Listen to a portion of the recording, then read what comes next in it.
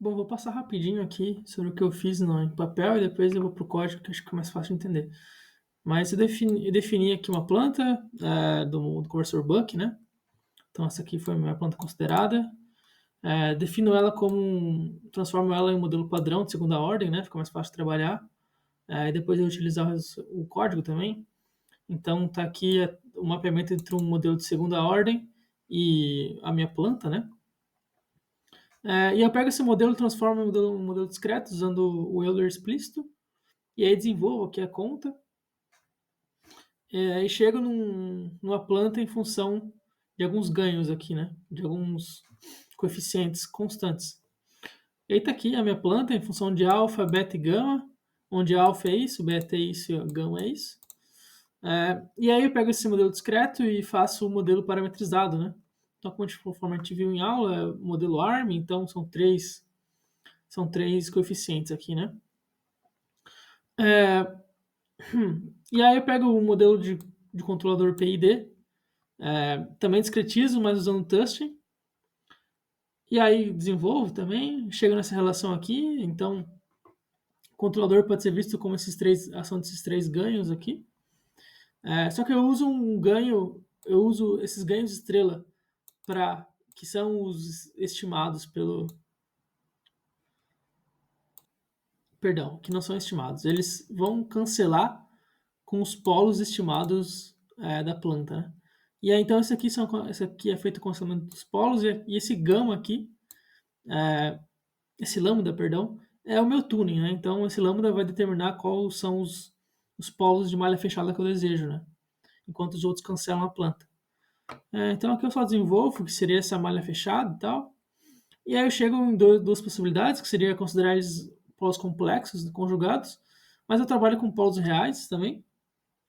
E aí, basicamente, defino esse lambda aqui que me diz qual vai ser o polo desejado em malha fechada, né? Um parâmetro de tuning do controlador. Então, vamos para o código antes de pôr Armax. Aqui.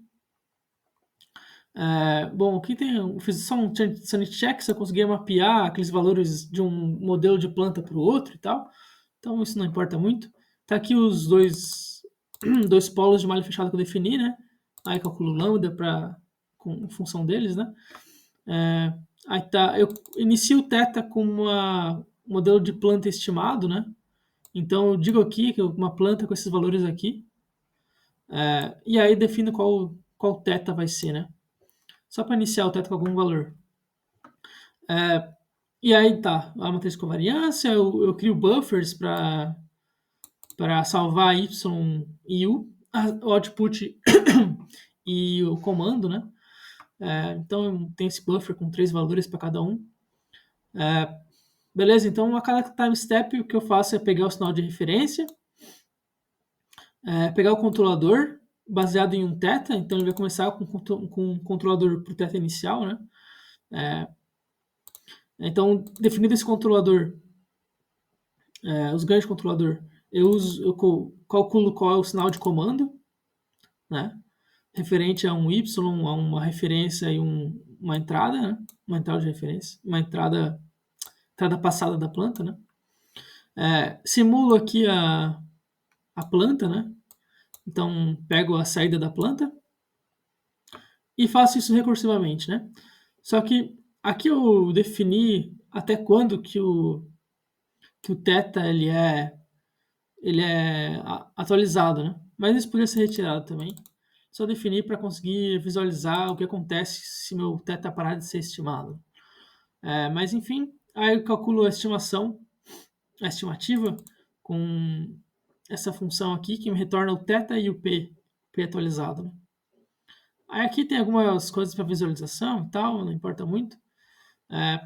Vou mostrar aqui embaixo as funções, né? Então, meu sinal de referência é esse aqui, eu defini uma rampa com 2 steps.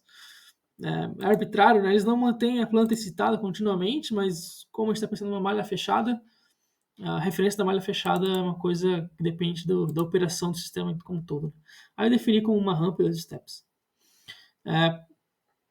Aí minha função principal que é do RLS, né? Então, eu defino um fator de esquecimento, eu monto um vetor phi, algumas visualizações aqui de debug, calculo qual é o k, depois eu calculo qual é o θ, calculo qual é o p e retorno o θ e o p atualizados.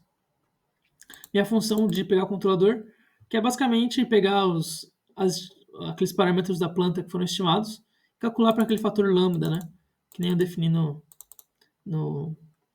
PDF. E aí, esse aqui só basicamente pega o comando, o sinal de controle, né? Então ele pega os ganhos e multiplica pelo valor de erro e de entrada, e enfim. Tá aqui. Aí tem algumas funções que eu usei para fazer esse mapeamento entre contínuo, discreto, que é se pegar o θ a partir de uma planta padrão, que monto aqui, faço as operações que precisa, pegar um valor padrão de segunda ordem a partir de um θ, o contrário, né? Pegar o θ a partir de uma planta contínua, né? Então eu dou aqui uma planta contínua do Buck e retorno qual que é o θ disso. Pegar qual é o valor da planta em relação ao modelo de segunda ordem e montar o vetor φ. Né? Então a gente pode rodar aqui.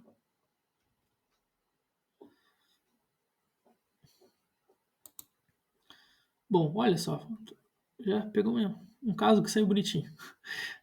Bom, aqui está um modelo, um exemplo de saída, né? Então o controlador adaptativo tem problemas com sobressinal, né? Pelo menos na minha experiência eu vi isso. Mas não pesquisei como poderia melhorar e tirar isso, enfim. Mas tá aqui, ele seguiu a referência, acho que é isso que importa, né? Então, beleza, aqui com o sinal de controle. Dá pra ver que teve esse pico aqui, quando teve esse step aqui, esperado também. Aqui eu plotei a estimativa em relação à estimativa final, só para ver que ele converge, né? Então, ele tem esse pico aqui, mas depois ele converge. A mesma coisa para o parâmetro contínuo, né? Então, pensando nos valores da planta mesmo, de tensão, resistência e indutividade.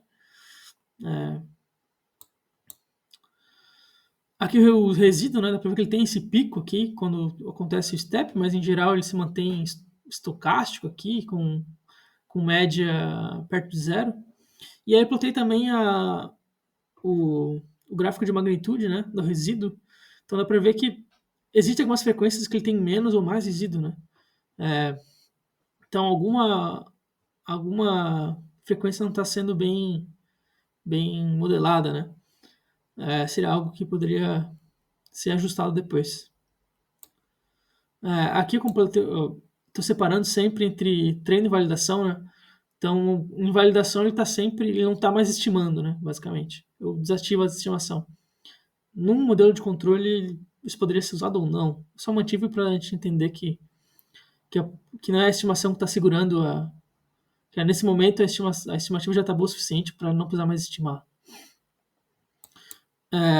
Aqui também um histograma com o resíduo, né? Então dá para ver que ele não está exatamente o normal, mas está próximo disso.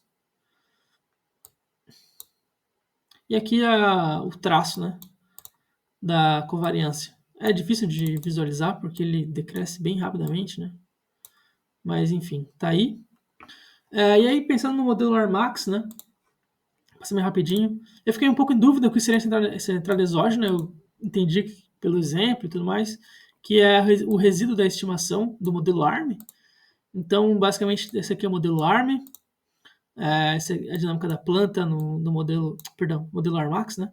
Esse aqui é o modelo ARM, com entrada exógena com uma certa dinâmica, né? Dinâmica X. Eu defini a dinâmica X como essa aqui, e aí desenvolvendo o modelo, né? A gente chega que os parâmetros da planta são parametrizados, né, nesse modelo aqui. Então, basicamente, eu estou separando aqui os modelos da planta da dinâmica do resíduo, né? Então, dando uma filtrada, pelo menos assim, esse é o meu entendimento. Né? Separando o que é planta e o que é resíduo. Então, a tendência é que ficasse melhor que o ARM, né? Bom, aqui fica um sinal que não é Antes era y, né? Agora fica y menos resíduo. Então é o y estimado e tal. Mas enfim, esse aqui é o modelo. O importante é que a gente consegue estimar os parâmetros da planta, né? São os mesmos que o anterior. Então, só voltando aqui, dando um play. A estrutura basicamente não muda. O que vai mudar aqui no θ inicial, agora tem um valor de resíduo, né? E lá no φ, no get φ, tem o valor de resíduo também, né?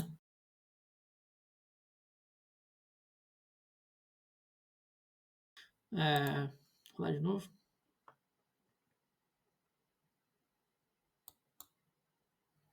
Bom, coisas estranhas acontecem, né? Mas ele tende a chegar na planta. É isso. Valeu.